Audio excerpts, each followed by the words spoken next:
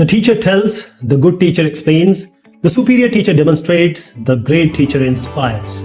Welcome to Unacademy, India's largest learning platform. Unacademy is one of the best and fastest growing learning platforms. It provides live sessions with the best educators. Believe me, the best educators of the country. Along with this, live practice questions with educators where you can practice different questions directly with the educators. Also, weekly quizzes and live doubt clearings where you can test yourself. Batch and courses for class 9 to 12 by top educators on the platforms where total syllabus is covered. The courses are available for almost all these subjects. Now, how to join Unacademy subscription plan? Visit www.unacademy.com. What are the advantages of joining Unacademy?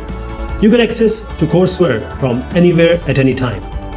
Combination of structure and freedom, effective time management, asynchronous discussions with classmates, immediate feedbacks on test, preferred pace in learning, sample paper solving.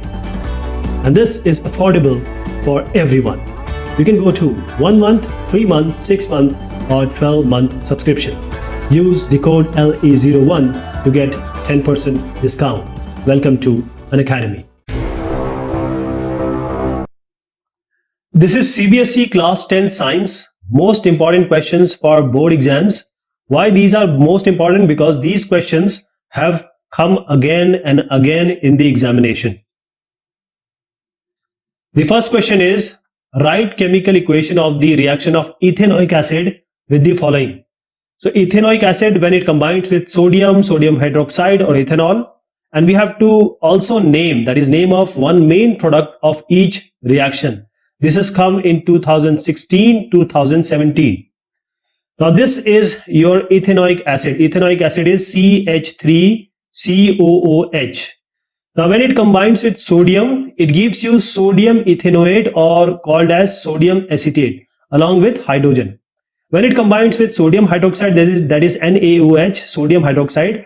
This is ethanoic acid. It gives you CH3COONA, which is again sodium ethanoate or sodium acetate along with water. The third one, when it combines with ethanol, that is CH3COOH, ethanoic acid, when combines with the ethanol, it gives you ester, also called as ethyl ethanoate, CH3COO, C2H5 along with water. List 2 reasons for the appearance of variations among the progeny found by sexual reproduction. This is the first question, then we'll take the other part also, which is the second part. So let us go along with the first part. List 2 reasons for the appearance of variations among the progeny found by sexual reproduction. So when there is a sexual reproduction, that is Sambhog Kriya, then what are the 2 reasons for appearance of variation? Why the progeny or the next generation is having different appearance? So the major reason for this is, you can write like this, the major reason for the appearance of variation among the progeny found by the sexual reproduction is first the crossing over. This crossing over, which is the process in which the DNA is exchanged between the homologous chromosomes during meiosis, and this causes variation in the progeny. The second is the progeny, that is the upcoming species formed due to sexual reproduction has characteristic from the mother as well as the father. Therefore, because of this, the characteristics differ and they result in the variations. Now the second part is for the plant. Name the part marked A in the diagram. What is this A? This is called the pollen grains. This A is pollen grains. How does A reach part B? How does A reach part B? And this is A reach part B through the process of pollination. There are various ways, method by which the pollination occurs. It can be wind, it can be some insect, it can be some titli, butterfly, etc. This B, what is this B? B is stigma of the carpel.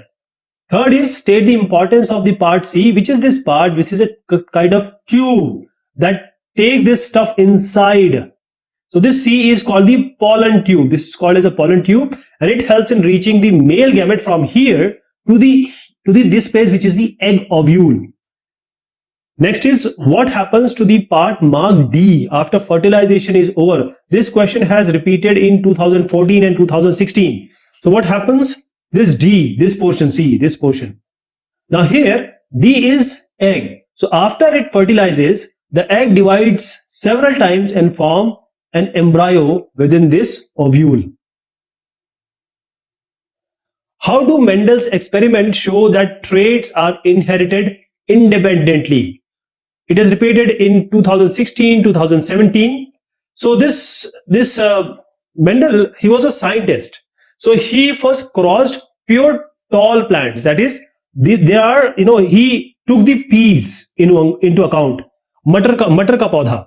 So the dominant traits are shown here and recessive traits are shown here. So when Mendel first crossed pure these tall plants, he found that only tall plants produced in the first generation, that is called F1.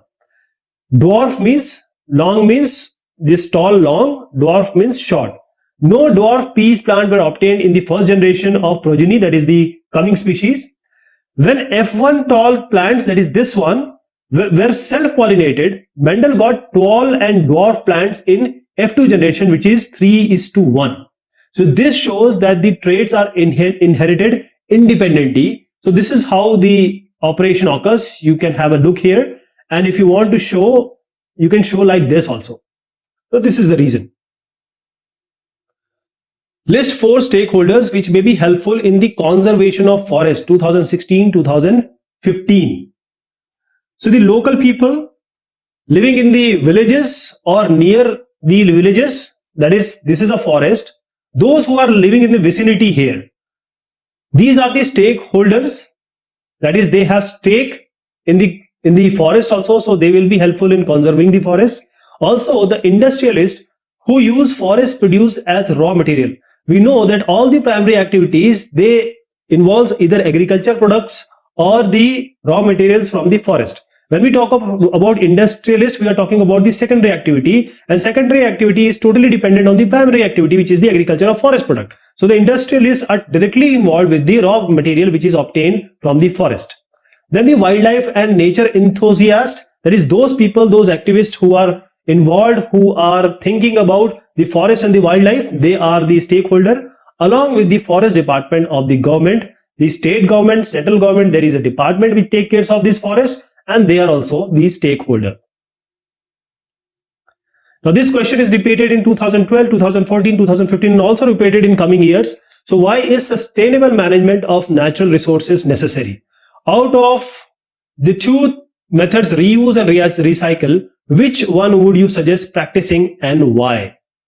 So the answer here is, first is the management of resources in such a way that present day needs of the population are justified, as well as they remain available for future generation. That is, if you have 100 rupees right now and you spend it today and you have this for a whole month, say, what are you going to do for the rest of the month? Same thing comes with the natural resources. Natural resources are limited. They take a long time to replenish themselves, and there are certain natural resources which take millions of years to be formed, like the minerals. So management of resources is very important, because right now the population, whatever it needs in a requisite amount, justified amount, they can use, but they need to keep something for the future generation. For example, if you have 100 rupees, spend say 2 rupees now. Next day you can spend 4 rupees. Like this you can go for a whole month. Otherwise you will fall short of money, and that will be a real trouble. Then the type of management which encourages utilization of resources that meet current basic human needs, resources for the needs of future generation, means right now I am using it. What about my kids? Say for example, my kid is also having some of the natural resources, but what will happen to the kid of my kid? He will be left with nothing. Right now we are using the petroleum, and in few years the sources of petroleum will vanish, or the nature will not be able to replenish. It takes 1,000 million years. So this is why it is important, sustainable management of natural resources. Now reuse is better. Why? Because if you talk about reuse and recycle, reuse is better because reuse does not consume energy. If you want to recycle it, you have to have the used material, then you have to put all the effort, energy and money so that you can recycle it. So recycle takes money. It involves effort and also revenue. But reuse does not involve energy. So that is how you are actually not you are consuming, you are not spreading energy or thriving energy. Actually, you are saving energy, and the energy saved is energy produced. Now coming to the sustainable management, as we are talking about, it encourages all form of growth that are needed to meet basic human needs while conserving natural resources for the future generation. We just discussed about this because our natural resources are exhaustible, they are limited, they are non-renewable. I'm not saying non-renewable, that means they will never be renewed. They will be renewed, but in million years. So the things which are available to us are fixed for some time. We need to keep it for long, for our future generation, not for 50 or 100 years, but for 500, 1000 years. We have to think about that. Our resources are being very overexploited. That is, a person in America, he uses everything than a person in Uganda. That is, the natural resource or the resource utilization by a person in the developed country is far more than the person who uses in any developing country. So the overexploitation, that is shoshan of resources, are taking place because of one more aspect, that is the growing population, and there is no equitable distribution of resources. As I said, the handful of people, rich people who have money in their pocket, powerful people, they are over exploiting the benefits. That is just for short-term benefits, gain or fun, they are using it. So it is necessary to have sustainable management. What is homologous series of carbon compounds? Write the molecular formula of two consecutive members of homologous series of aldehydes. State which part of these compounds determine their physical and chemical properties. Now this question is also repeated 2012, 2014 in recent years also. So a homologous series may be defined as the family of organic compounds having the same functional group. So the functional group is same, and the successive, that is the one, then the adjacent one, then the next one, that is the coming one, members of which differ by CH2 unit or 14 mass unit. Two consecutive members of homologous series, this is being asked. So you can, of these aldehydes is CH3CHO and C2H5CHO. A carbon compound is made up of two parts, RF. R is the hydrocarbon part and F is the functional group part. So this R, this is the hydrocarbon part, determines the physical properties of the compound, and this F, functional group, determines the chemical properties of the compounds.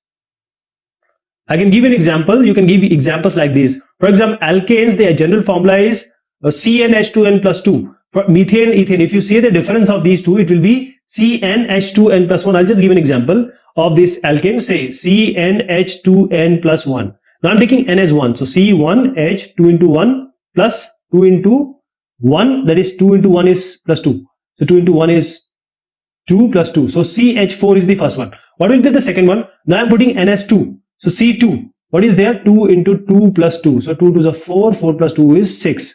So C2H6. And this is what goes on like this. So that is why they are homologous series of carbon compounds. Alkanes, alkenes, alcohol, carboxylic acids. What is vegetative propagation? Write two of its advantages. This came in 2011, 2012. After that also it has come multiple times. So vegetative propagation is practiced for growing some types of plants. There are certain types of plant where this vegetative propagation is used because plants grown by this method bear flowers and fruits earlier than the plants grown from seeds. So if seeds, say it takes 5 months, this vegetative propagation will give you the flower and fruit in 2 months. I'm taking an example. So plant grown by this method are genetically similar to the parent plant, and they have some characteristics this method makes, or this is important because the propagation of plant which have lost the ability to produce seed. So you just take an example, a plant is there and now it cannot produce seed. What will happen? How we are going to get the next offspring of this plant? Vegetative propagation. Survival rates of plants grown by this method is more than that of seed grown plants. or survival rates it should be. Now let me show you, this is how it is done. So this is a plant, we cut it in slant and now we try to grow it. Similarly here also, this is the way, cutting it like this and growing it using plant cuttings to produce plants from the existing plant. This is vegetative propagation. Explain AIDS. List any 4 methods of prevention and control of AIDS. So this has come multiple years. So this question is also important. AIDS stands for acquired immunodeficiency syndrome. Acquired immunodeficiency syndrome. Now this AIDS is a disease which makes a person's immune system weak, and the immune system is that system which fights from the outer microorganism like viruses, bacteria, etc. So if your body gets weakened by this AIDS, that is, you are not able to fight with the outside viruses and you can say the diseases which are there in the environment. So HIV, it comes as HIV positive. There is a test. If you are HIV positive, that means you are carrying this AIDS.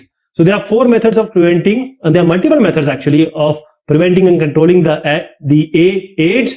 First is avoid contact with infected blood.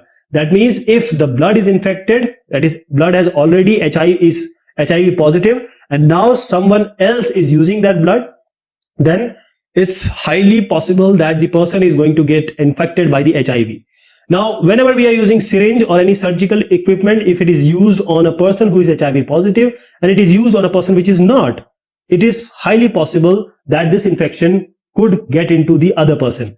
Use condoms. It can be female condoms, it can be male condoms. Whenever you are having sex, use the condoms. That is, if you have one partner, it is okay. If you have multiple partners, just do sex but use condoms. Get tested and treated for STDs. STDs is sexually transmitted disease. So let me show you, HIV infection can be propagated or can be transferred through unprotected sexual intercourse if the partner is infected. If you don't know that your partner is infected or not, rather than having fun for 5 minutes and repenting it for entire life, use a condom. This is a transmission from mother to child in utero during delivery and breast milk. From mother to child, it will be transferred. And when the injected drug use infected blood or the products like all those which can transfer from one body to another, this causes the HIV infection. Na, Mg, Al are the elements having 1, 2, 3 valence electrons respectively. Which of these elements have the largest atomic radius? So we have sodium, magnesium and aluminium. So sodium is the answer for the first part.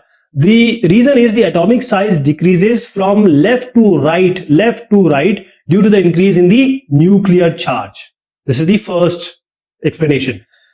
NaMgL, which is the least reactive. So aluminium, Al, is the least reactive. This question is also coming again and again. So the reason is the tendency to lose electron decreases from left to right. That is why aluminium is the least reactive. List and explain in brief 3 methods of contraception. Contraception means if you are having sex or if you had sex and it is possibility that you can be pregnant. What are you going to do? What are the possibilities? So there are 4 methods: mechanical or barrier method, or male or female condoms. This is the best. That is not non-invasive. Just use condom and you can just throw it. Use of hormonal preparations like the oral pills, eye pills, Saheli. There are pills which are effective for 72 hours. That means if you just had sex, then for these 72 years in between, you can take this pill. That is, a woman can take pill, girl can take pill, and she'll not be pregnant. Use of loop or copper T, that is IUCD. This is called intrauterine contraceptive device. IUCD or IUD, we call it as intrauterine device. Surgical method, that is invasive method for tubectomy or vasectomy, that is called nasbandi. This can also be done. I'll show you so that you remember more. These are the types of contraception. These are the barrier ones like condoms, spermicide, female condoms, the diaphragm and the vaginal sponge. There are hormonal contraceptives, that is, you take it as a pill like this or as an injection. So the pill, the progesterone, only mini pill, the after pill MAP, the contraceptive patch in different forms, and the contraceptive injection or implant can be there. There is third thing which is called intrauterine contraceptives. It is placed inside the uterus so that this combination of male and female product cannot take place that can create an embryo. Permanent contraception, just vasectomy, that is nasbandi. The sperm will not come out from the male part, and the tubal ligation, this is for females.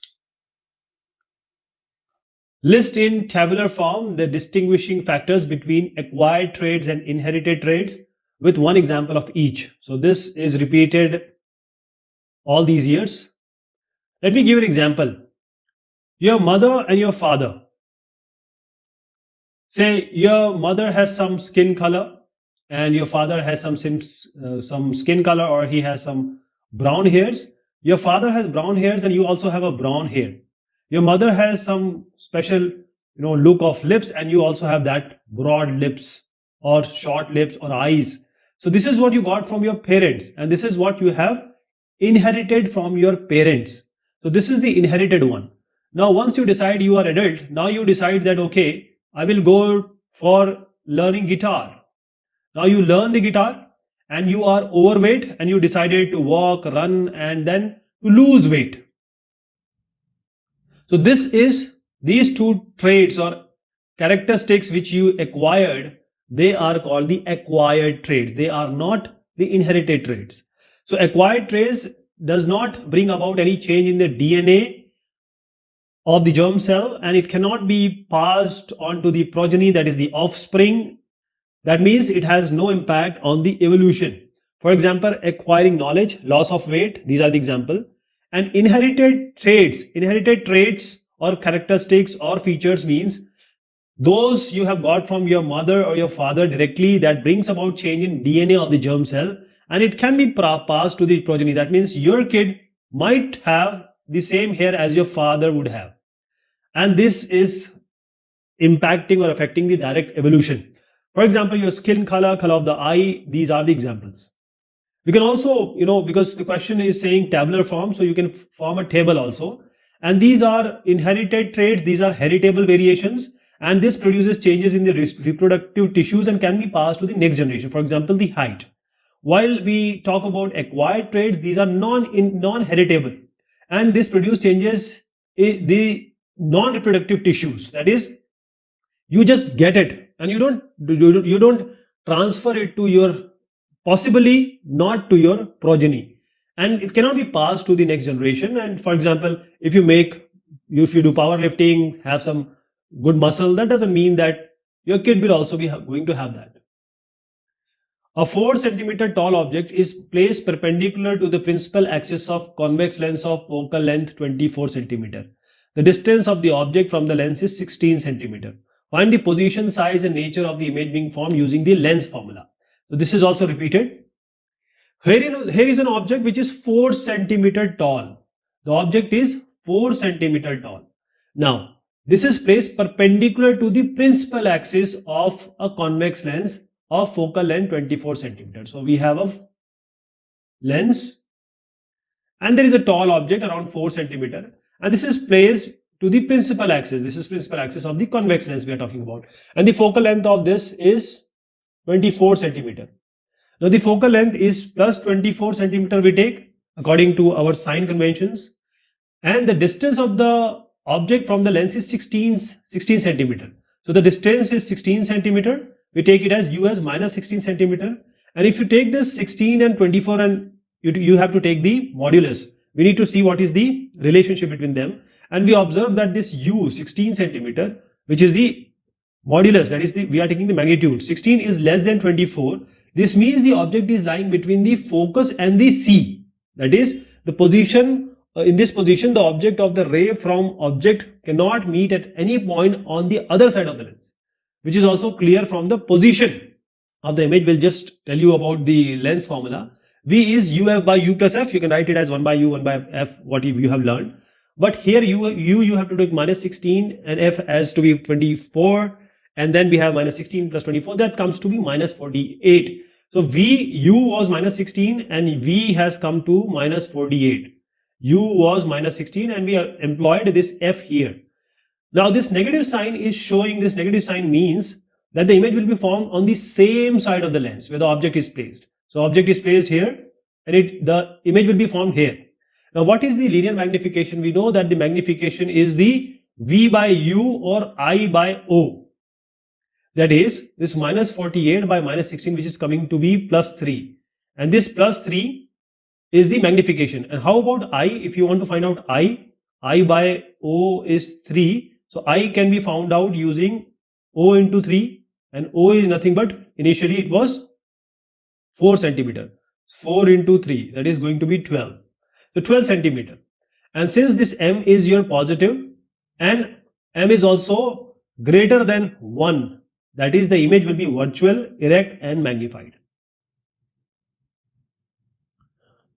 What is the function of ozone at the higher level of atmosphere? So ozone layer, or we also call it as the ozone shield. If you see here, this is ozone layer or ozone shield. This is the region of Earth atmosphere. The part is called stratosphere. You know, we have TSMTE like this, like troposphere, stratosphere, mesosphere, like this it goes. Finally the exosphere. So this is thermosphere. So there is a part of stratosphere where ozone is there, that is the region. So this contains, why it is called as ozone layer or ozone part? Because it contains a very high concentration of O3, that is ozone gas, and in relation to the other parts of the atmosphere. What is the main function or job of this ozone layer? This is to filter the sunlight which is coming, and especially the sun's ultraviolet parabangani kirane, ultraviolet radiation UVB. So actually it is absorbing, or you can say filtering out this UVB radiations which are very harmful. So protecting the earth from its harmful effect, it's very harmful, especially to the people, to the flora and fauna, and plays a key role in regulating also the temperature of the earth atmosphere, without which it wouldn't have been difficult to life forms to survive like us. If this parabangani kirane or ultraviolet rays comes to us directly, we will not be able to, our skin will have all these skin disease, etc. So let me show you with another picture here. So here we have the ozone layer, and here this UVC is 100% absorbed, UVB is 95% absorbed, and UAV 5% it goes. And these are the layering A, B, C, or you can say the Vargikaran classification. And this is somewhat bearable, but this cannot be bared by the living organisms here. And this is how ozone helps us.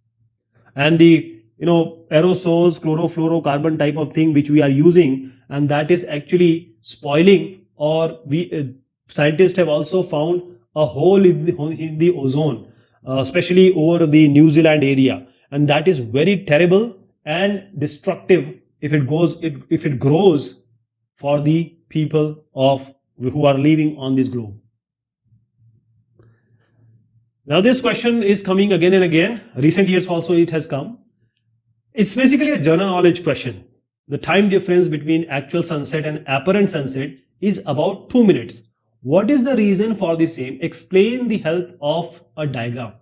Means what happens that actual time which we have found and apparent which you see, apparently which you see and actually what has been done, there is a difference of 2 minutes. What is the reason for the same?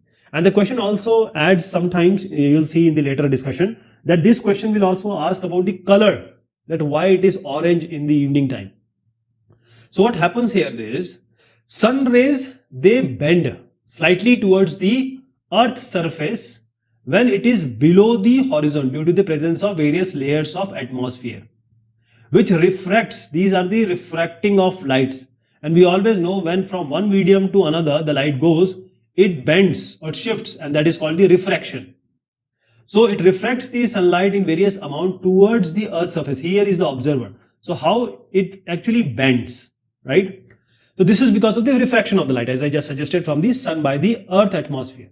The earth atmosphere bends the path of light so that we see the sun in a position slightly different from what it really is.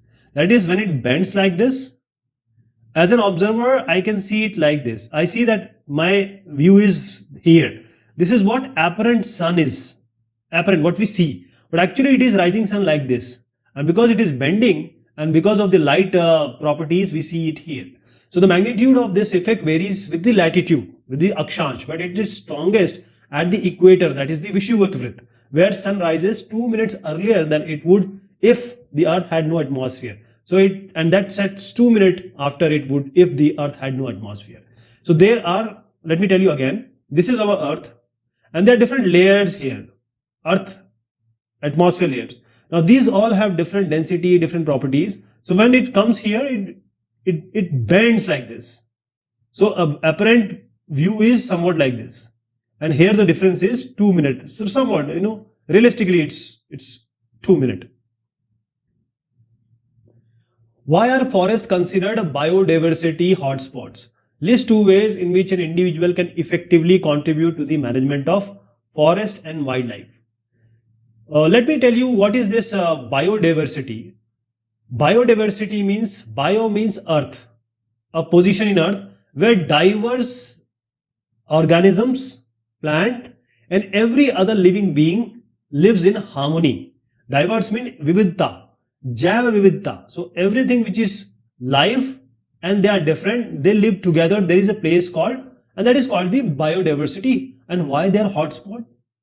So because there are large number of life forms and there are range of life forms, like it starts from very, very small, like bacteria, fungi, nematodes, fern, insects, birds, reptiles, mammals, the gymnosperms, angiosperms. They are found there in the biodiverse area. So a region or a place where large biodiversity of endangered species, this is very important, endangered species, many of them being highly endemic, that is those are found in that place only, no other place they are found, and such regions being subjected to large scale destruction by us, by the people, by poachers. There are so many reasons. They are designed as hotspots by the ecologists just to save these species and to stop all the things which are being done by the people who are trying to destroy the actual living habitat of these all life forms, large range of life forms. So this is a picture showing the biodiversity hotspots around the world. What are the ways? First of all, we don't want the trees to be cut. So there should be strict restriction on trees being cut. And to make people, especially the kids, to make them aware that how this forest and wildlife is important to us. If they are not there, we wouldn't be able to survive. And we shouldn't use the wildlife products like the fur coat. People who are rich, they use the fur of very endangered species animal just to show that, okay, they are rich. But all these things, if we stop using it, people will not be making it. And not making it means they will not be killing these animals for their fur and coat, which is very expensive when they come into the market. Now this question is also being repeated. We see eyes in planaria, insects, octopus and vertebrates.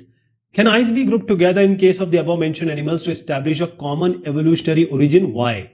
There is one more part. First, let me answer the first part. So the eyes which seen in planaria, insect, octopus, vertebrates vary greatly in their structure. So they are quite different. And these organisms can be used for studying evolution of eyes, as the eyes planaria are simple without lens. Insects have compound eyes and vertebrates have highly specialized eyes. However, all of them perform the same function of viewing, seeing, vision. Therefore, a common evolutionary origin can be established. Yes, it can be established. The second part is state one evidence to prove that birds have evolved from reptiles. Bird has come from reptiles. So bird, like reptiles, they have wings. We have seen the wings. So the reptiles also has some commonality between birds and reptiles have some similarity. Although the way the wings are used is different because it was used for providing insulation from cold in case of reptiles, while it is used for flight in case of the bird. But this shows that these wings are analogous organs and the reptiles and birds adapted in a similar manner in some hostile conditions. Write the number of vertical columns in the modern periodic table. What are these columns called? This is also repeated again and again. So the vertical columns, if you make a table,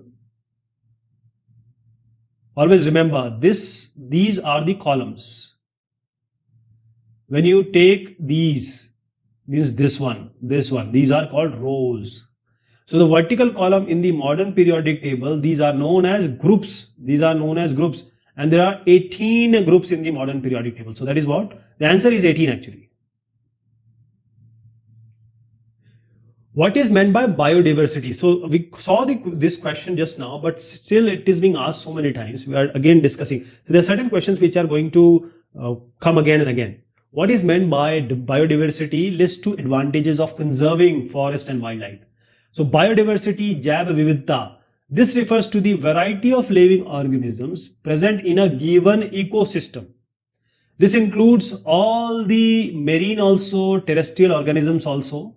And the biodiversity, bio means which have life, and diversity means they are different. So biodiversity of an area is measured by counting the number of species, different kind of diverse species found in that particular area. Now, what are the advantages of conserving forest and wildlife? While we conserve the forest, that first of all, when we have these trees, so they bind the soil. So they prevent if the water and wind comes and they want to take this upper layer of the earth crust, it will not be possible because it prevents forest prevents soil erosion and floods. If water also is coming, then these trees are capable enough to stop them.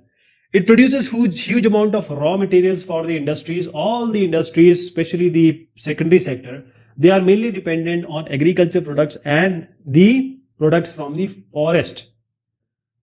Advantages of conserving the wildlife. Why would you want to conserve the wildlife?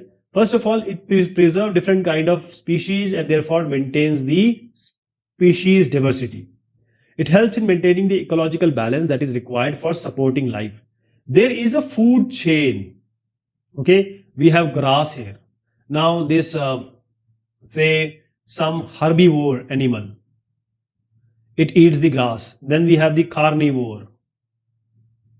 It eats the herbivore, and this goes on and on. This is just I've taken 3, but there is a long chain here. This is a food chain. So this food chain has been created by our God, if you call it as the nature, Mother Nature.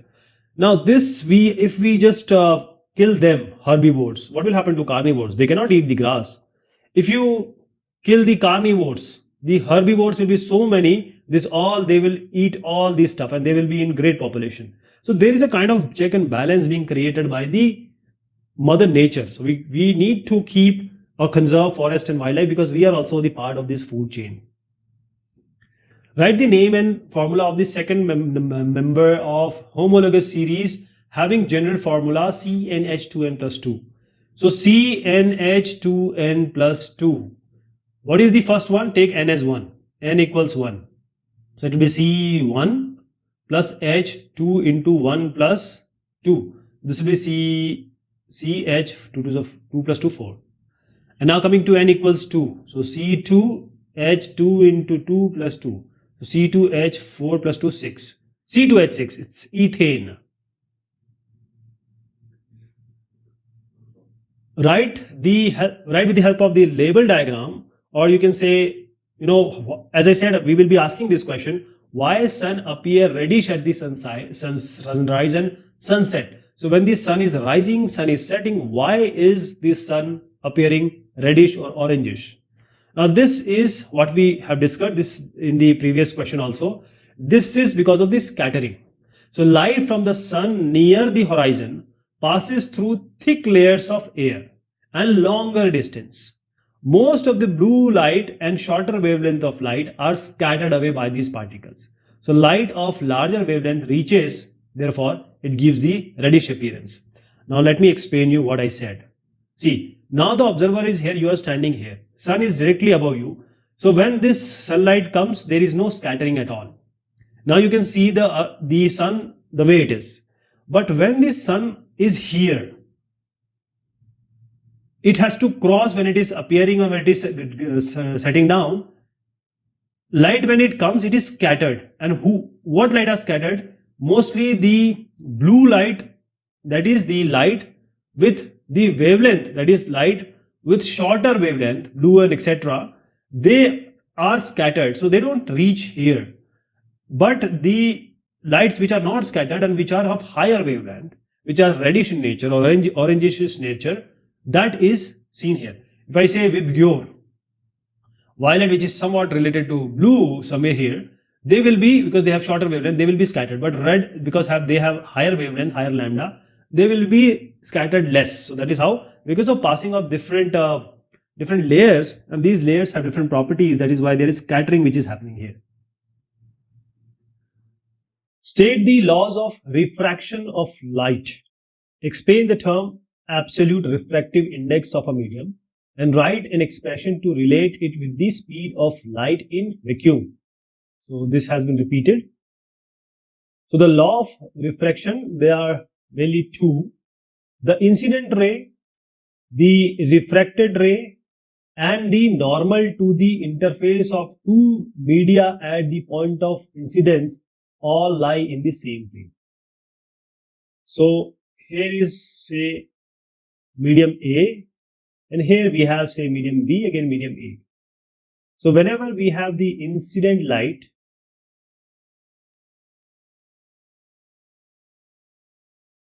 now this bends, it bends, and then it comes out like this.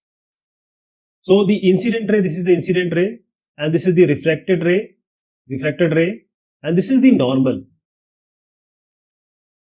This normal to the interface of these two media A and B, and at the point of incidence, they all lie in the same plane. That is, there is no other plane where any of these will lie. The next one is, for the light of a given color and for a given pair of media, the ratio of the sine of angle of incidence, that is, you take sine I, this is I, sine of I to the sine of the angle of reflection, that is sine R. This is going to be some constant, and this constant, basically this is called a Snell's law. Snell's law, right? Mathematically we write like this is a constant, and this is nothing but mu, and sometimes we write it as mu AB, sometimes we write it as mu AB, like this, from A to B, for example this one. So mu is the refractive index. This is a refractive index of B with respect to medium A. So the refractive index of medium with respect to, we are coming to the second one. So the absolute indices of two media A and B are 2.0 and 1.5 respectively. If the speed of light in medium B is, calculate the speed of light. So I'll just come to this. There is a calculation, so let us do it here. And we have to calculate the speed of light in vacuum and medium A. So it is given that the absolute refractive, this indices of medium A is mu A2 and mu B is 1.5. And for medium B, as I suggested in the discussion just now, that this 1.5 mu B is C, that is speed of light, by this 2, right? 2 into 10 to the power 8. So this C comes to be speed of light in vacuum. Speed of light in vacuum is coming to be 3 into 10 to the power 8. And this is nothing but, see, what we are trying to suggest here is that this the speed of light in medium B is given, and this is 2 into 10 to the power 8. Okay, 2 into 10 to the power 8. This is given here. Let me write it here. 2 into 10 to the power 8 is given. So what this suggests is that speed of light in vacuum, that is speed of light in vacuum, by speed of light in any medium, say M I am writing, I'm just taking my notations, and this is the refractive index, and this is 1.5 here. This is 1.5 here. Now when we take this 1.5, that is medium B, and we have to find out the speed of light in vacuum, and it is the speed of light in medium B is given. So the speed of light C, which is the light in vacuum, or speed of light in vacuum, divided by the speed of light which is given in the question, and this equals 1.5, which is our refractive index. So just multiply them, you get C equals 3 into 10 to the power 8, which is true also. When coming to medium A, this is the question medium A, same thing we are going to do, that the speed of light, let us take some other notation. Speed of light C, which we already found in vacuum, by divided by the speed of light in any medium, this equals to the refractive index of A, and this is given as 2 here, medium A, this is given 2, and this speed of light we found to be 3 into 10 to the power 8, and this V. So V can be found out using 3 into 10 to the power 8 by 2, and this is going to be 1.5 into 10 to the power 8. This is the required speed of light in medium A. What is speciation? Speciation. So this is also repeating. See, the speciation, and this word has come from species. The process of formation of one or more species from the existing species is nothing but speciation. And this occurs when the gene pool of a population is somehow reproductively isolated from other sister population of the parent species, and this gene flow no longer occurs between them. Then the population splits into independent species now, which become reproductively isolated from each other. And on the basis of the period taken in speciation, there are two types of mechanism of speciation. One is gradual, one is instantaneous. Gradual can always be divided into allopatric and sympatric. So this is a picture you can put in your answer sheet. Ancestor fringe, this is a natural selection. This has changed. Now it is insect eating. This is type of woodpecker type insect eating and seed eating type of generation. And this is what I was talking about: allopatric, peripatric, parapatric, and sympatric. This is the original population, same. Then there was an initial step of speciation. There was a barrier formation. A new niche has entered, and a new niche this has entered, and genetic polymorphism. All these cases I am discussing. Then the evolution of reproductive isolation. This is in isolation. This is again in isolation, and this is adjacent niche within the population inside. And now the new distinct species, after some kind of equilibrium of new ranges, has come up. Why biodegradable and non-biodegradable wastes should be discarded in two separate dustbins? So what do we do generally?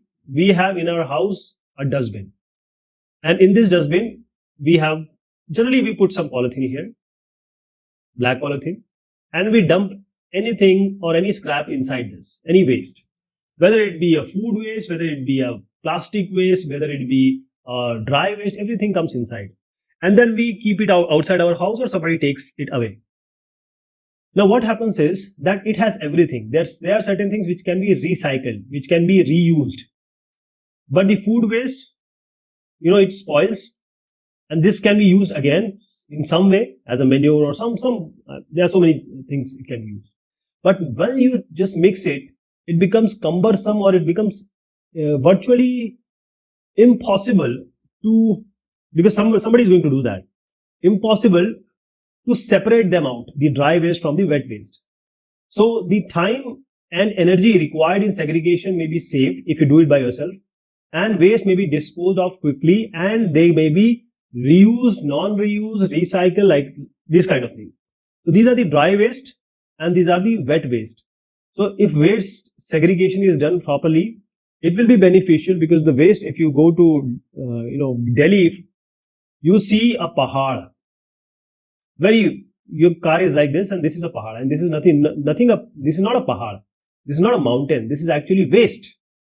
So it's better always that जिसे कहते हैं waste निस्तारण, and that prakriya, this thing can only be done properly when you do it yourself by segregating these two.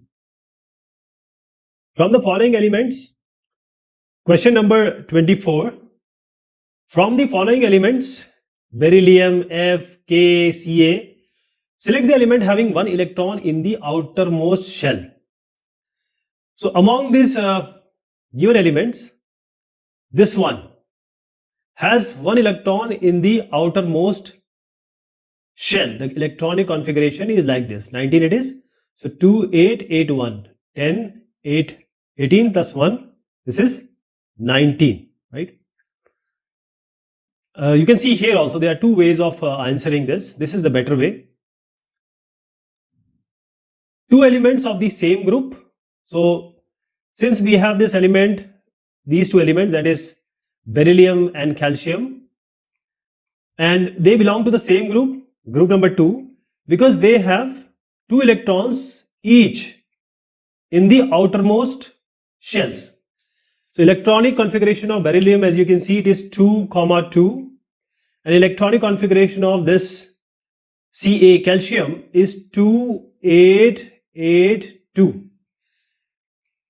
And 2 elements of the same group we talked about. Write the formula and mention the nature of the compound formed by the union of this K and X. So both element K and X, they have valency 1. So 1 and 1 valency is there. So either KX would be formed or this K and X. So let me just tell you how this works. First of all, the atomic number of element X is given, this X is given 287. Now this 287, that means 7 is the valency. 7 is the valency. So when it is more than 4, we take it as 8 minus 7. So we have 1. 1 as the valency. Now atomic number of K, 19, that is electronic configuration will be what? 2, 8, 8, 1. So the number of valence electron is 1 here and valency is 1. Here also valency is 1. So the formula of the compound formed when this K and X combine is KX. KX. So this there is an example also given here.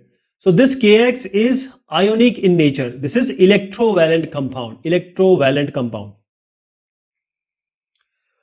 What is sustainable management? Why is reuse considered better in comparison to recycle? Sustainable management simply means that you manage the resources, which can be mineral, which can be anything, you can name whatever resources we have.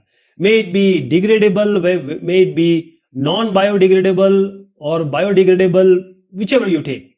Now these resources have to be used right now in a sustainable manner, in a judicious manner, in a limited manner, so that our offsprings, our coming generation would have an approach to them or would have those resources not being depleted.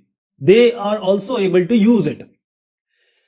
So sustainable management, it is a pattern of management that promises the use of natural resources in such a way that they meet the human needs not only in the present, this is very important, not only today, but tomorrow, thereafter, for long years, but also in future. And when we talk about reuse and recycling, reuse is better than recycling a material. Why? Because recycling is actually you are making a new product out of some raw material, which is your some material. So you have used something, say X thing you have used. Now you are trying to make it reusable. So you are putting all this processing, that is you are putting energy, effort, money, etc. But reuse is you already have this X thing, use it in the way it is. That is, it preserves the embodied energy originally used in manufacturing and the money also involved in an item or a product.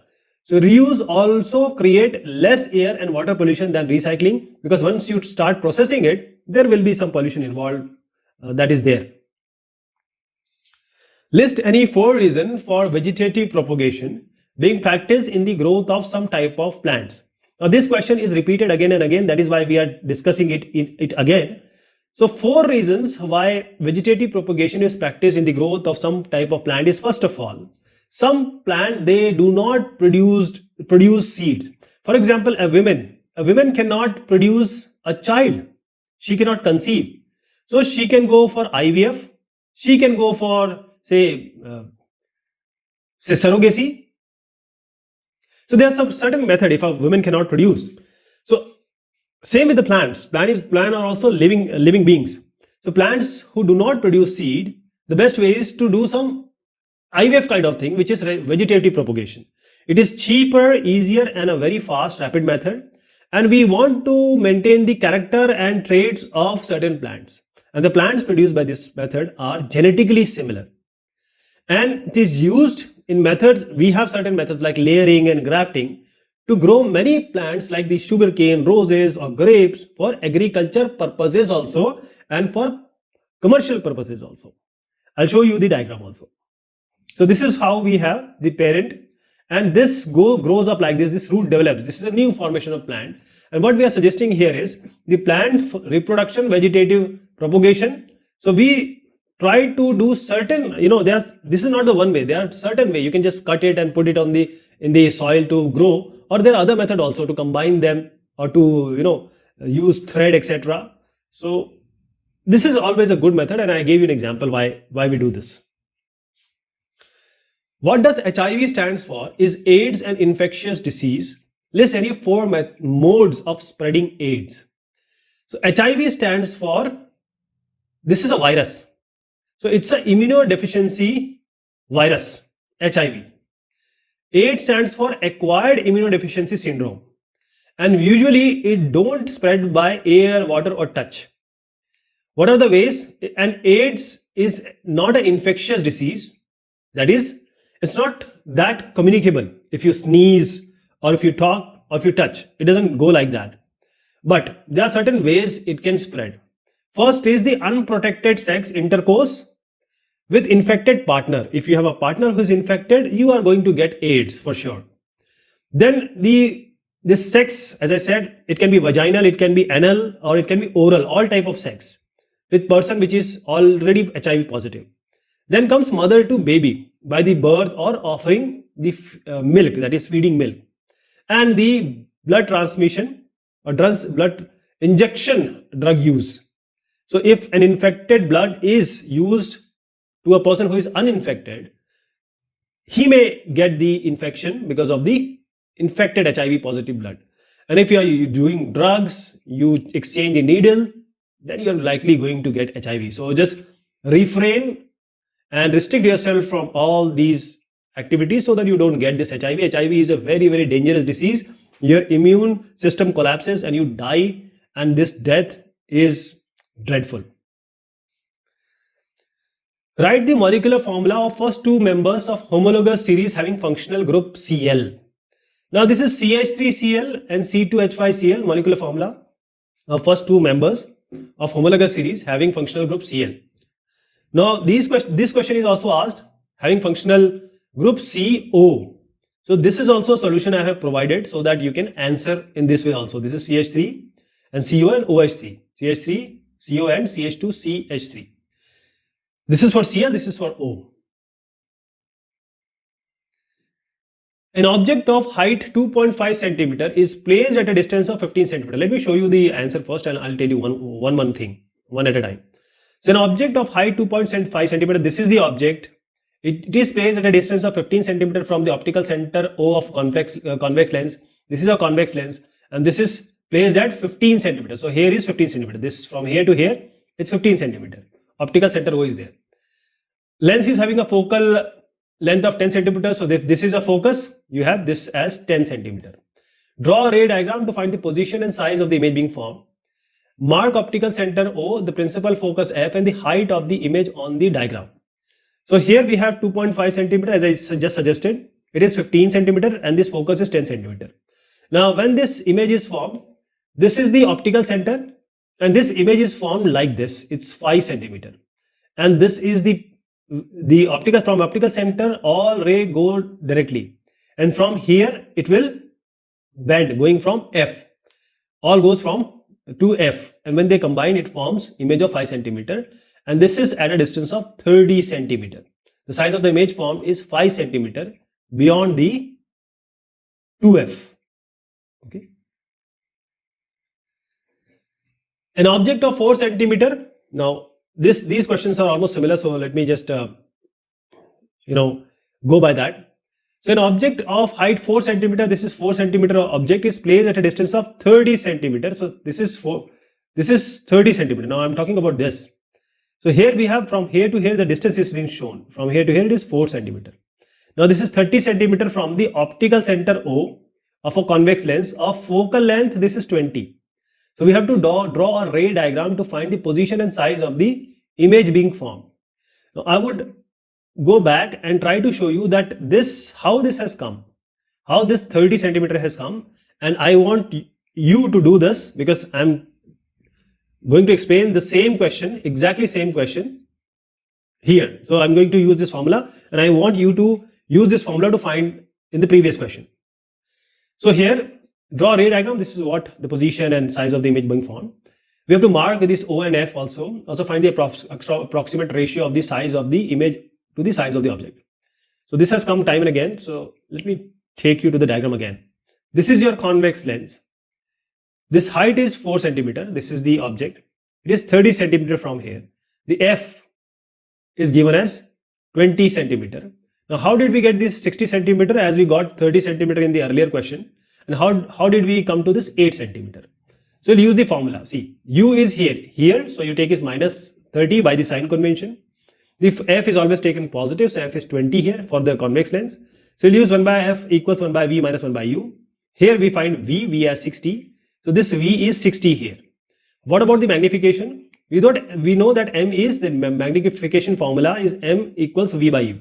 That is the height of the image by height of the object. Now this V by U we know. This is 60, this is minus 30. 60 by minus 30, height of image we don't know. But we know the height of object is 4 centimeter. Here height of the image will be minus 8 centimeter. Now we need to see the negative sign also. The negative sign shows that the image form is inverted and it is real. And the ratio of the size of the image to the size of the object, that is this has 8, this has 4, 8 by 4 is 2. Now I would encourage you to do the same for this one, right? Same formula you're going to, because this is OR. Either that will come or this will come. So you have to use this formula and try to solve that also. Draw a ray diagram to show the formation of image of an object placed between infinity and the optical center of a concave lens.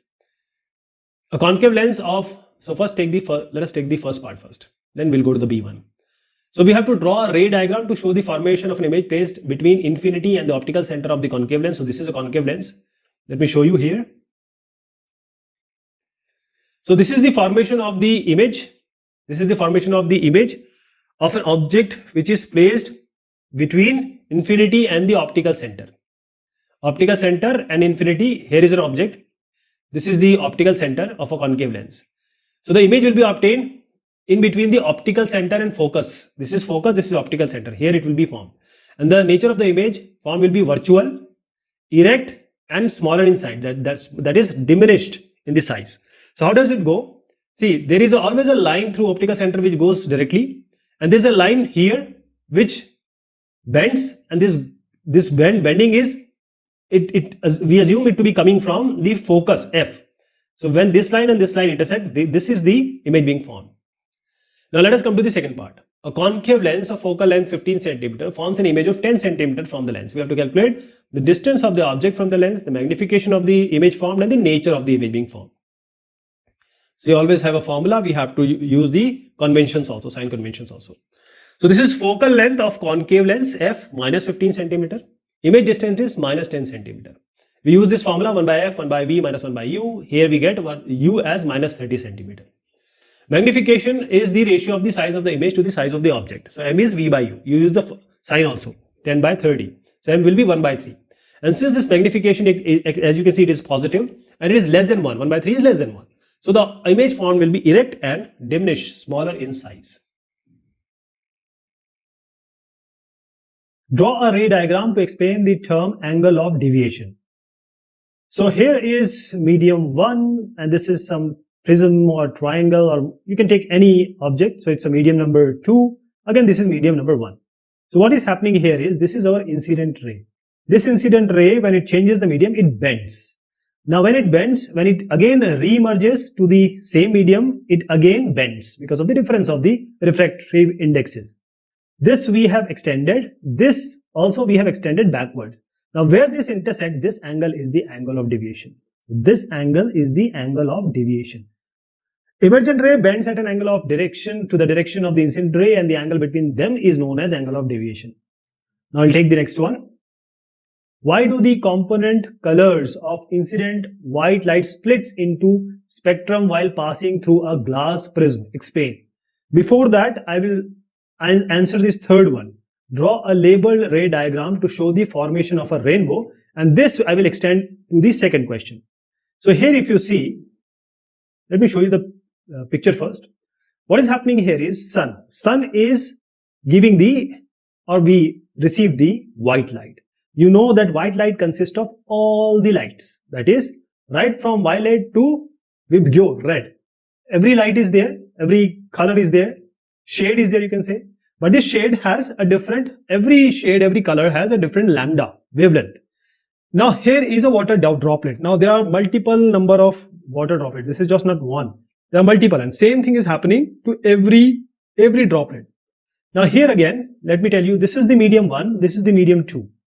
So what happens when it enters? Here is at B point there is a refraction, and because of the formation of this droplet there is a dispersion also. So there is a dispersion, and since this is a round one and there is a total internal reflection, when the you know about the relationship between the angle of incidence and angle of reflectance or reflection, so there is a total internal reflection of a spectrum. Now this is not single light, there is a spectrum which actually internally reflect. Now when it comes out of this medium to this medium, it reaches the observer, that is you and me, and we are able to see the red light, white light, violet light, and all other in between. That is how we are able to see the rainbow in the sky. So when a beam of light enters a prism, I'm going to answer this now. So this is a prism. I cannot make it as a 3D because prism is actually 3D. So I'm taking the front view. So when a beam of light enters a prism like this, so it enters, now it gets refracted and splits into 7 constituent colors. As I said, white light has 7 constituent colors. Vibgyor, okay, violet, indigo, blue, green, yellow, orange, and red. So all these light have different lambda, and when we know about the scattering, Mie scattering, Rayleigh scattering, all this scattering is happening, and all this refraction is happening, and because of this different type of refraction to each lambda, it affects differently. So some bends more, some bend less. So there is if it is bending more, we call it as, because the wavelength, the light and the wavelength depends on the value of refraction. So whichever bends more, and as I can tell you that violet bends the more and then red bends the less. And here is the formation of all these, because these are all bending in a different angle or manner. So we get from V to R, this is vibgyor. Draw a ray diagram to show the path of the refracted ray in each of the following cases. A ray of incident light on a concave lens. So we have this concave lens. When a ray of incident light on a concave lens passing through its optical center. So this is the optical center. So when it is passing, it goes directly. Where you take any lens, whenever it passes through the optical center, it will just pass by. It will not deviate. When the ray is parallel to the principal axis, so this is your principal axis, and this is a light ray which is parallel to this principal axis. So when it comes, it bends, and the way it bends or refract, it is seen to or assumed to be coming from the focus, principal focus. Third one is the directed towards its principal focus. So when a light is coming and it is directed towards its principal focus, it will become parallel to the principal axis. This one and this one is the converse of each other. A person cannot read newspaper placed nearer than 50 centimeters from his eye. Name the defect of vision he is suffering from. Draw a ray diagram to illustrate this defect. List its 2 possible causes. Draw a ray diagram to show how this defect may be corrected using a lens of appropriate focal length.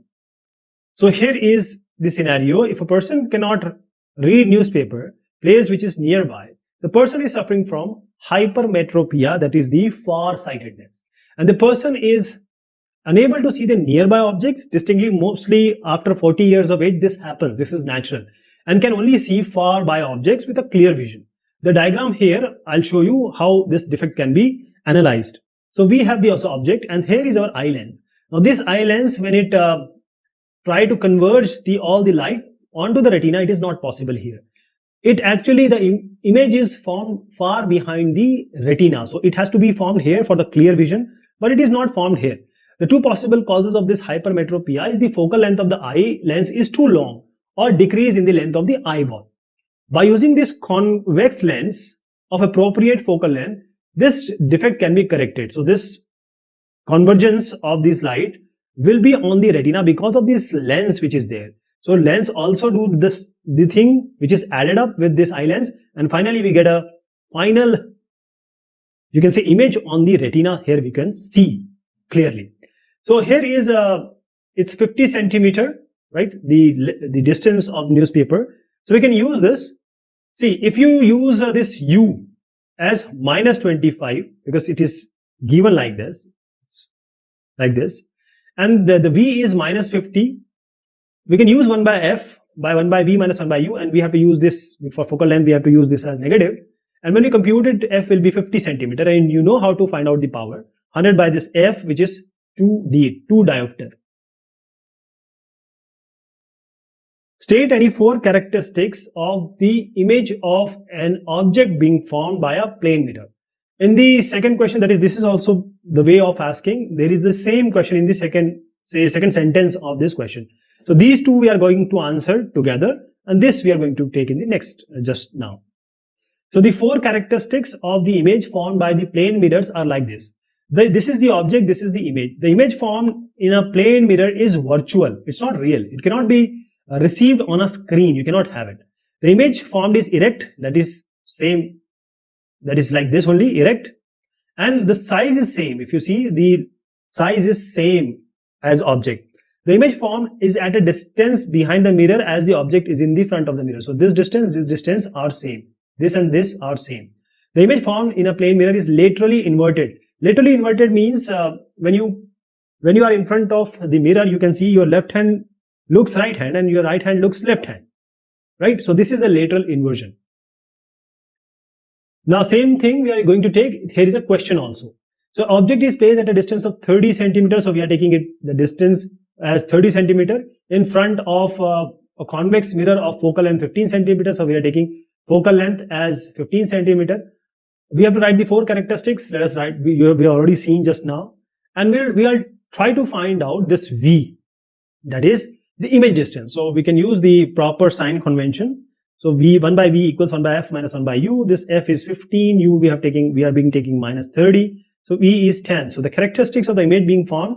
Let us see it again. First is image is located at a distance of 10 centimeter from the mirror. The magnification is minus V by minus U, which we just found out. It's minus 10 by minus 30.33. Image is erect, image is virtual, as we just saw, and laterally inverted also. Oh no, it's not. It's a convex mirror. So image is erect and virtual. If the image formed by a spherical mirror for all positions of the object placed in front of it is always erect and diminished, what type of mirror is it? Draw a labeled ray diagram to support your answer. So here we have a convex mirror, and the convex mirror always forms an erect and diminished. Erect means straight, means this is not erect, right? This is inverted. This one is erect. And second thing is diminished image, that is the size will be less, irrespective of the position of the object placed in front of it. So let me show you how this can be analyzed. Here we have an object. What happens always, whenever a light ray goes parallel to the principal axis, wherever it goes, it is seen to be coming from the principal focus. So this is focus, so we extended it. And whenever a line is passing through the center of curvature, it goes straight, comes back like this. So it goes straight. So where these two lines intersect, this is your final image. So object which is between pole and the infinity. Coming to this object is at infinity, so all the rays will be what? It will be parallel to the principal axis. So this comes because it is parallel. So whenever it goes back, it is assumed to be coming from this F, Similarly, this one F. So finally, we see the image at the focus. State the type of mirror used for headlights and rear view mirror in cars and motorcycle. Give reason to justify your answer in each case. So here is the convex mirror, and here we use the car is using the rear view mirror as convex mirror. The rear view mirror also on the side view mirror. This is the concave mirror, which is the headlight of the car. So concave here, convex here. So concave mirror is used as the headlight of vehicles as a reflector. So bulb is placed at the focus of a concave mirror so that the light rays coming from the bulb are collected, and after reflection we get a very strong beam of light. Now when it comes to the convex mirror, what do we get? We have the convex mirror. So here, so convex mirror is used as rear view mirrors in vehicles. The other vehicles are always beyond the 2f of convex lens, so we get a diminished and erect image of other vehicle on lens. Hence the lens gives a larger view, field of view, so you can see the larger view here also to the driver, and we can see more vehicles in the lens. Mention the type of mirrors used as the rear view mirrors and the shaving mirrors. List 2 reasons to justify your answers in each case. So these are the rear view mirror of vehicles as we just saw, and this is also shop security cam. It may be asked, it is not asked here, but shop security mirrors also, the traffic mirrors are also like this. So the rear view mirrors are convex mirrors and the shaving mirrors are concave mirrors.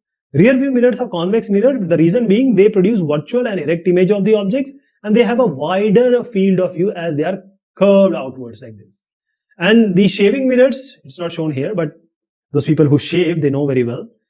They use concave mirror. The image form is magnified so as to see the details of the object clearly. When you are shaving, you need to see the detail. The image formed is virtual erect when the object is placed close to the mirror. In the following ray diagram, the correctly marked angle R. So what all angles are? Let us see. This is I, incidence, this is emergence. This is D, which is the deviation angle. And this is the R, this is the R. So let us see what it is. See, first of all, this R, the angle of, let us go to the diagram first. See, the angle between this normal and the incident ray is the angle of incidence. The angle between the normal and the emergent ray is the angle of emergence. And the correctly marked angle are like this: E, I, D and R. So R, A, D all are okay. So you can just answer this D1. After tracing the path of a ray of light through a prism, a student marked the angle of incidence, angle of refraction, and angle of emergence and the angle of deviation, which we see in the diagram. The correctly marked angles are what? So if you see this I, this D go up and this R goes down, as we just saw in the previous question. So if you can see here, the answer is B actually, right? So you have to, only I and E are correct. If you see here, only I and E are correct. R and D are actually have changed places. D should be here, R should be here. So this PE, this is the incident ray. This EF is the refracted ray. FS is the emergent ray. This angle 1 is the angle of incidence. Angle R is the angle of refraction. Angle E, this one is the angle of emergence. And this angle D is the angle of deviation. And angle A, of course, is the angle of the prism. After tracing the path of rays of light through a glass slab, let me show you the glass slab first. Okay. You need to concentrate here. We will be discussing this. After tracing the path of rays of light through a glass slab of 3 different angles of incidence, this is angle of incidence, 3 different angles of incidence. A student measured the corresponding values of the angle of refraction and angle of emergence. So this is I, this is R, and this is E, and recorded them in the table. These correct observations are what? What all in this is the correct observation? So let me tell you first of all that this D is the correct one. First, second and third. Why? First, second, third is okay. This is the angle of incidence. It can be I. Now coming to this R, I and R, this is the refracted angle, and then we go, it comes out again. So this is I, this is E, and this is I, E, R. This R is equal to this R. Now, what do you see here? For a light passing through a glass slab, there are certain conditions which should hold true. The angle of incidence should be equal to the angle of emergence. This is 30, that is 30 if you see here, right? And then also the angle of refraction increases with the increase in the incident angle. So what are the observations which satisfy these conditions? For a light ray passing through a glass slab, angle I, angle E has to be equal or equivalent, almost equivalent like this. and angle R should be, this angle R should be less than I. Also, angle of refraction increases with the increase in the incident angle. So what are the possibilities here? If you see, this is the first observation. So it is 30 and 31. So it's 30, 31 almost same, you can say. And this one 50, 49 is almost equivalent. 40, 40 it's equal. So these are equal. And one more condition is there, as I said, the R should be less than I. So this is less than this one, 31 is less than 50. So all these three conditions are true. After tracing the path of a ray of light passing through a rectangular glass slab for 4 different values of the angle of incidence, a student reported his observation in a tabular form as given below. So we have to find out the best observation.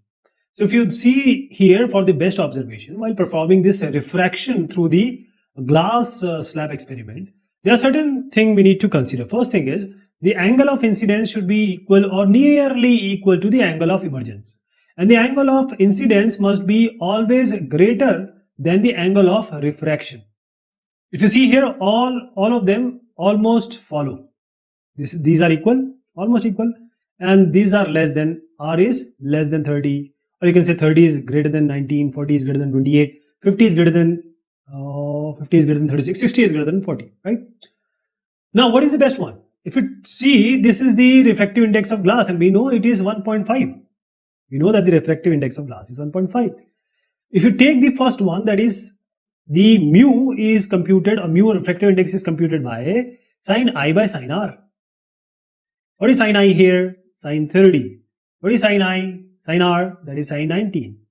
If you take sin 30 by sin 19, that is this observation, you get 1.5, around 1.5. So this is the best observation. Answer is first one. Study the following diagrams in which the path of a ray light passing through a glass prism as traced by 4 students PQR, and which one is the correct? Which one is the correct one? So this one is absolutely correct one. If you see, we have seen a question like this just now. So here, these are different mediums, so it will bend. Again, it will go straight in the same medium. Again, the medium changes, so it bends. So this is the final trace, you can say, and this is the correct trace.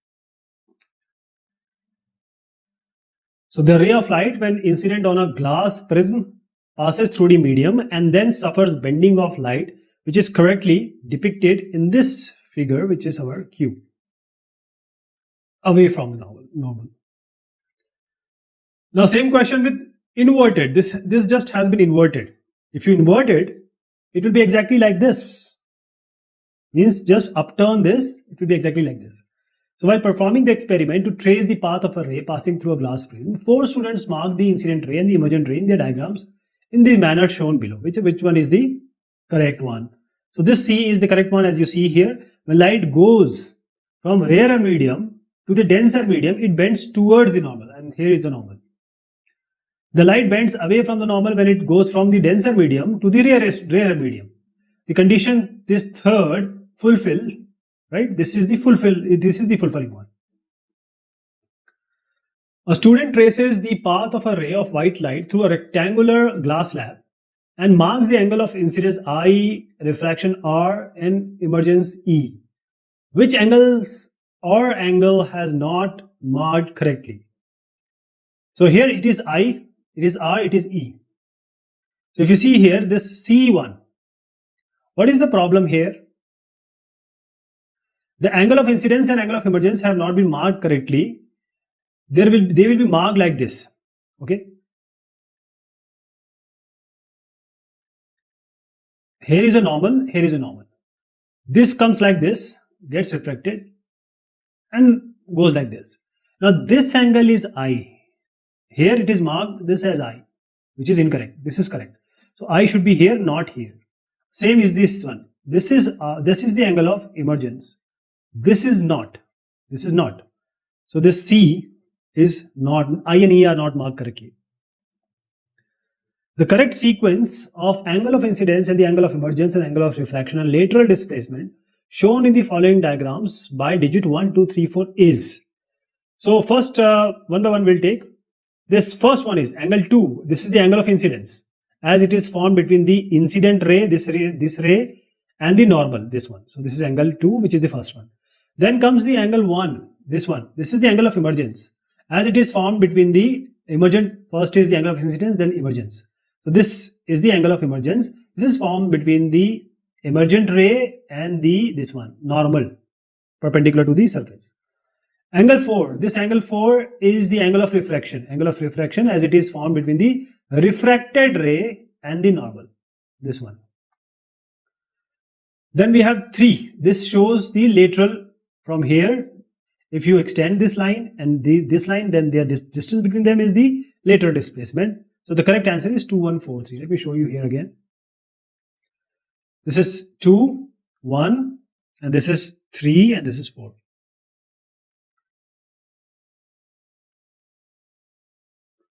A student focused the sun rays using an optical device X on a screen as shown. From this, it may be concluded that the device X is, what is the device X? If we have some device, I don't know what device it is, and if it is converging, which is coming from, all infinite rays are converging somewhere. So you can see it, this is 20 centimeter. From this, it may be concluded that the device X is convex lens of focal length 20 centimeter, because it is from here to here, it's 20 centimeter. So light rays from infinity are converged here at the focal point of the convex lens. Therefore, the focal length of this convex lens is 20 centimeters. So correct option is C. A student focus, same type of question is this one. This is 40 centimeters. Next one is a student focused the image of a distant object using a device X on a white screen S, as shown in the figure. If the distance of the screen from the device is 40 centimeters, so assume this also 40, this also 40. Select the correct statement about the device. So same thing here. A convex lens, whenever we have light which are coming from, or the rays coming from the infinity, it converges it to this focus point, F. So the answer would be the device, as image is focused on the screen in this case, behind the device X, which is this one. Device X is a lens but cannot be a mirror. Also, convex lens always form the image of the distant object at focus. So the device X must be a convex lens of focal length 40 centimeter. So this is all about the question and answer of this topic. These are board exam questions which are repeated again and again. Thank you so much. Take care of yourself.